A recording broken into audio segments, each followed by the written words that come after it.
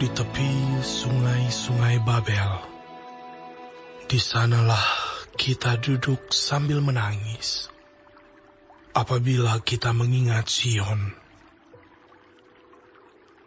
Pada pohon-pohon ganda rusa di tempat itu, kita menggantungkan kecapi kita. Sebab di sanalah orang-orang yang menawan kita meminta kepada kita memperdengarkan nyanyian. Dan orang-orang yang menyiksa kita meminta nyanyian sukacita.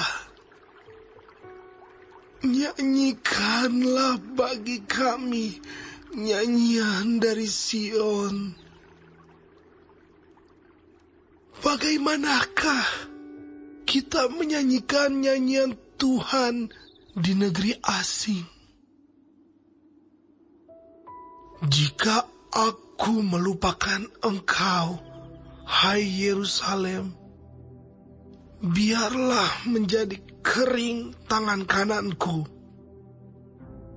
Biarlah lidahku melekat pada langit-langitku. Jika aku tidak mengingat Engkau, jika aku tidak jadikan Yerusalem puncak sukacitaku, ingatlah, ya Tuhan, kepada Bani Edom, yang pada hari pemusnahan Yerusalem mengatakan, runtuhkan sampai ke dasarnya. Hai putri Babel, yang suka melakukan kekerasan, berbahagialah orang yang membalas kepadamu perbuatan-perbuatan yang kau lakukan kepada kami.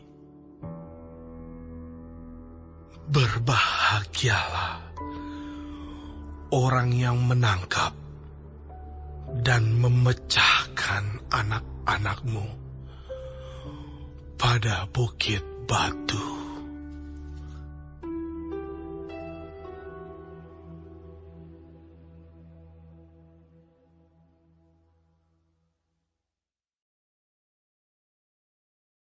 Shalom saudara-saudaraku yang kekasih di dalam Tuhan Yesus Kristus.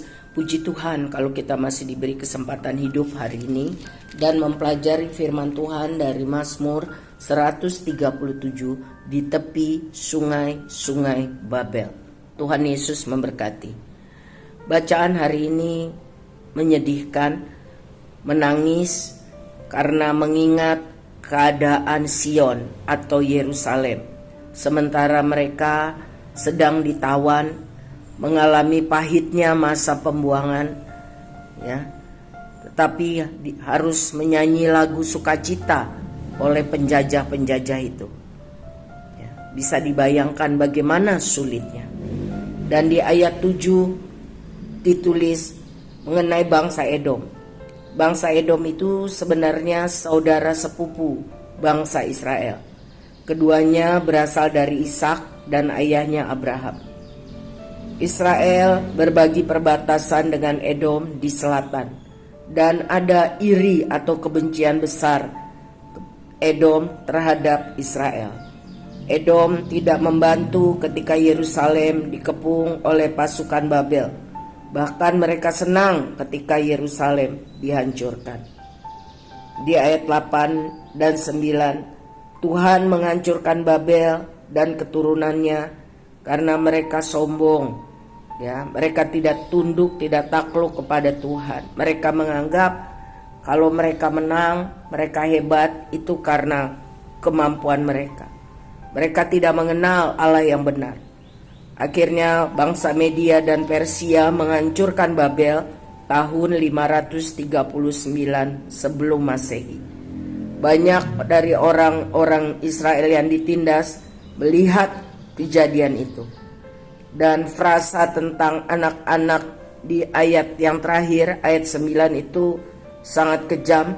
Karena intinya penulis Mazmur berseru kepada Tuhan, perlakukanlah orang Babel sama seperti mereka memperlakukan kami. Ketika orang Babel merebut Yerusalem tahun 586 sebelum Masehi, mereka mengambil bayi-bayi dari ibunya dan membanting bayi-bayi itu ke tembok. Tuhan akan menghukum kekejaman mereka dengan membuat mereka menuai apa yang mereka tabur. Sebab itu saudaraku, pelajaran yang 137 ini adalah sungguh hanya berharap kepada Tuhan. Karena pada waktu Tuhan dan cara Tuhan, Tuhan akan melakukan keadilannya. Pembela kita hanya Yesus Kristus Tuhan kita. Tetaplah buat yang baik, yang benar, dan berharaplah kepada Tuhan. Dan apa yang kita tabur, kita akan tuai pada waktunya. Sebab itu menaburlah dengan benar, menaburlah kebaikan. Walaupun kita harus menangis waktu menabur, tetapi maju terus menabur.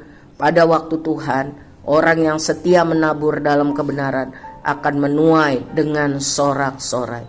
Kiranya Mazmur 137 ini menguatkan kita untuk tetap percaya kepada Tuhan. Dia adalah pembela dan hakim yang adil.